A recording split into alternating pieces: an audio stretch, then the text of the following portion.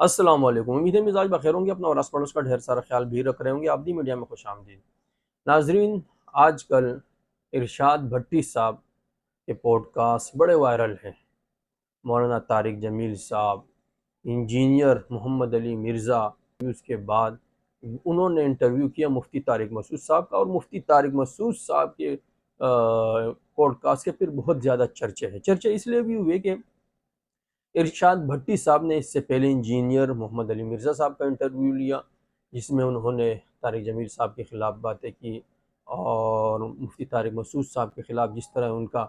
اپنا point of view, جو ان کا خاص مشن ہے علماء کو، اسلاف کو، اکابرین کے بڑے بڑے لوگوں کو رگیدنا،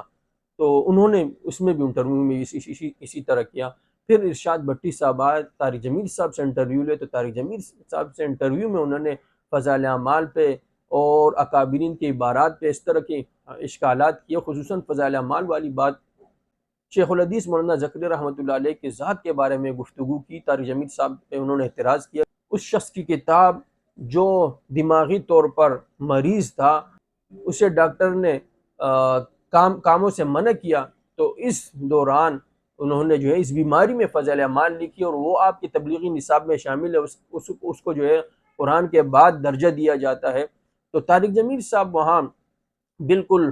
بے بس نظر آئے، اور یوں لگ رہا تھا کہ واقعی ارشاد بھٹی صاحب کی بات جو ہے یہ بالکل ٹھیک ہے، فضائل اعمال جو ہے وہ ایک درست کتاب نہیں، حالانکہ فضائل اعمال جو ہے قرآن کے بعد یہ سب سے زیادہ پڑھی جانے والی کتاب ہے۔ اس وقت بھی دنیا کے کونے میں، دنیا کے کسی نہ کسی کونے میں اس کتاب کا مطالعہ کیا جا رہا ہوگا، اس کتاب کی تعلیم کی جا رہی ہوگی، جس طرح قرآن کی تلاوت کی جاتی ہے۔ ابھی دنیا کے کسی نہ کسی جگہ میں، کسی نہ کسی مقام پہ قرآن کی تلاوت کی جا رہی ہوگی، تو قرآن کے بعد یہ وہ کتاب ہے، بلا شک و شبہ یہ کوئی ایسی بات نہیں ہے جسے صرف تبلیغی حضرات کہہ رہے ہیں، یہ ایسی کتاب، ایسی بات ہے کہ جسے دنیا تسلیم کر رہی ہے، اور ناواقف شخص ہی اس سے انکار کر سکتا ہے، کیونکہ تبلیغی جماعت کہیں نہ کہیں چل رہی ہوگی، لاکھوں کی تعداد میں جماعتیں نکل رہی ہے، اور ہر ملک میں جاری، دنیا کے کونے کونے میں جماعتیں موجود ہے، اور دنیا کے میں کہیں جو ہے صبح ہے، کہیں شام ہے، کہیں رات ہے، تو کہیں نہ کہیں اس کی تبلیغ ہو رہی ہوگی، کیونکہ تبلیغی حضرات جو ہے مستقل اس کی تعلیم یومیہ بنیادوں پہ اس کی تعلیم کر رہے ہوتے، بلکہ دن میں کئی مرتبہ اس کتاب کو اٹھاتے ہیں اور پڑھتے، کیوں؟ اور اس کتاب میں کچھ اور نہیں ہے۔ آپ جب اس کتاب کا مطالعہ کریں گے، اس میں احادیث ہے، قرآن ہے، سب سے پہلے نماز ہے، ذکر ہے، اور رمضان کے بارے میں احادیث ہے، تبلیغ کے بارے میں احادیث اور قرآن، یہی اس کتاب میں ہے۔ اس کتاب کو اللہ نے مقبولیت دی، تو جب ارشاد بھٹی صاحب نے اعتراض کیا کہ بھئی ایک شخص کو ہے، جب اس کو ڈاکٹروں نے کہہ دیا کہ بھئی آپ کے دماغ میں خلل ہے، آپ کے دماغ کی کمزوری ہے، آپ آرام کریں، تو اس آرام کے دوران ان سے انہوں نے فضائل اعمال لکھی، اور وہ آپ کے نصاب میں وہ کتاب جو ہے تبلیغی نصاب میں شامل ہو گئی۔ تو طارق جمیل صاحب بیچارے وہ انہوں نے کوئی عقلی دلیل پیش نہیں کی۔ یہاں یہ لوگ یہ بھی کہہ رہے کہ یہاں یہ فرق واضح ہو گیا، یعنی مفتی طارق مسعود ورسز مولانا طارق جمیل کے مفتی طارق مسعود صاحب ایک عالم دین ہے، اور مولانا طارق جمیل صاحب ایک مبلغ ہے۔ مبلغ کا کام صرف بیان کرنا تو میں کہتا ہوں یہ بات بالکل ٹھیک نہیں ہے۔ یہاں کوئی علمی بات تو یہ نہیں تھی کہ طارق جمیل صاحب جو ہے علمی انداز میں جواب دیتے ہیں، یہ تو عقلی بات تھی۔ اس کا سیدھا سادہ جواب یہ تھا کہ جب ڈاکٹروں نے ان کو کہہ دیا کہ آپ آرام کریں، آپ کو آرام کی ضرورت ہے، اس دوران انہوں نے ہلکا پھلکا یہ کام کیا، عوام کی سہولت کے لیے کام کیا، تو یہ گویا کہ اللہ نے ان سے کام لیا،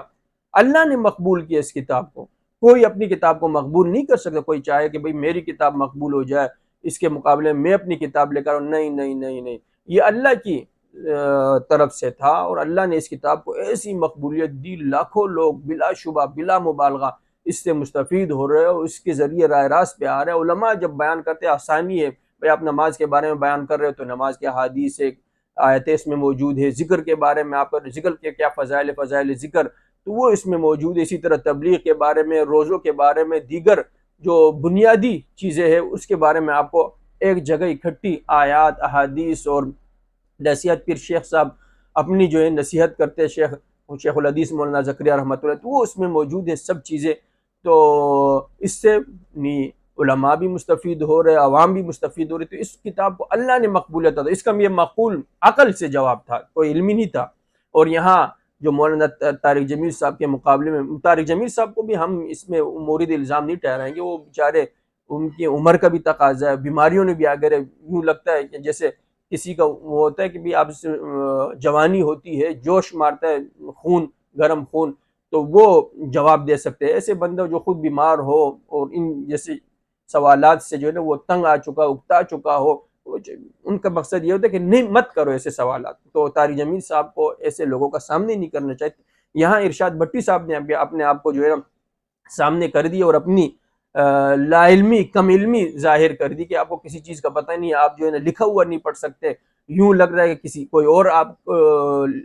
اور نے آپ کو لکھ کر دیا یہ، اور وہ بھی آپ جو ہے نا لکھا ہوا نہیں پڑھ سکتے، نام جو ہے اس کا تلفظ آپ ادا نہیں کر سکتے، اتنے بڑے صحافی ہے۔ ارشاد بھٹی صاحب کو سلیم صافی صاحب اس میدان میں لائے، میدان صحافت میں انہوں نے ان کو متعارف کروایا، اور یہ پی ٹی آئی پرو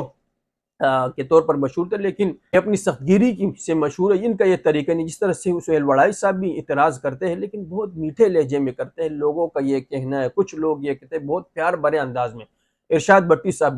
یوں لگ رہے تھے جیسے کسی سے لڑنے کے لیے آئے، مار لیا آپ نے میدان،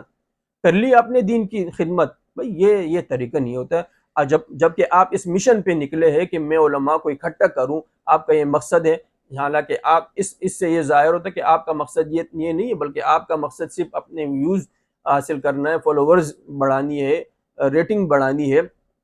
اور علماء کو گویا کہ تذلیل کرنا ہے۔ آپ ایک عالم کے سامنے اگرچہ اس سے آپ کا اختلاف ہو، آپ ادب کے دائرے میں رہتے ہوئے سوال کریں۔ تو یہاں آپ کو اللہ نے بھی، جب آپ کسی اور کو نیچے دکھائیں گے، آپ تکبر کا اظہار کریں گے، کسی اور کو نیچے دکھائیں گے، تو آپ خود نیچے ہوں گے۔ من تواضع للہ رفع اللہ، من تکبر للہ وضع اللہ۔ جو تکبر کرتا ہے اللہ اس سے ذلیل کرتا ہے، اور جو تواضع اختیار کرتا ہے اللہ اسے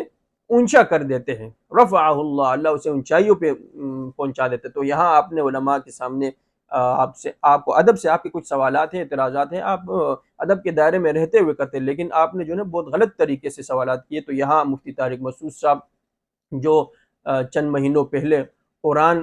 پہ بیان کی وجہ سے لوگ ان کو لان تان کر رہے تھے، اب آپ کی وجہ سے لوگوں کے سامنے ہیرو کی طور پر سامنے آئے۔ جو لوگ ان کو صرف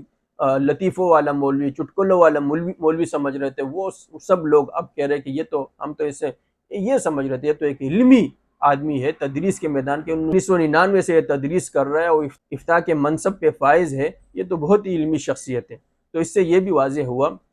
کہ بھئی آپ جب آپ میں یہ صلاحیتیں نہیں ہیں یا آپ کی وہ طاقت نہیں رہی، تو اس طرح کے آدمی کے سامنے نہ بیٹھے جس طرح مولانا طارق جمیل صاحب نے ان کا سامنے کیا، تو یہ اچھا نہیں لگا لوگوں کو۔ اور دوسرا یہ مفتی طارق مسعود صاحب کے اس سے یہ سبق ملا کہ صبر کا، کہ آپ صبر کریں گے، آپ پہ مشکل حالات آتے ہیں، آپ اس کا صبر سے سامنا کرتے ہیں، تو پھر ایک وقت آتا ہے کہ آپ ایک ہیرو کے طور پر، آپ ایک کامیاب انسان کے طور پر ابھر کر سامنے آتے ہیں۔ تو آج کی محفل میں اتنے ہی، اگلی ملاقات تک کے لیے اجازت دیجیے گا، اس کے ساتھ ہی اپنا اور آس پڑوس کا ڈھیر سارا خیال بھی رکھیے گا۔ اللہ حافظ۔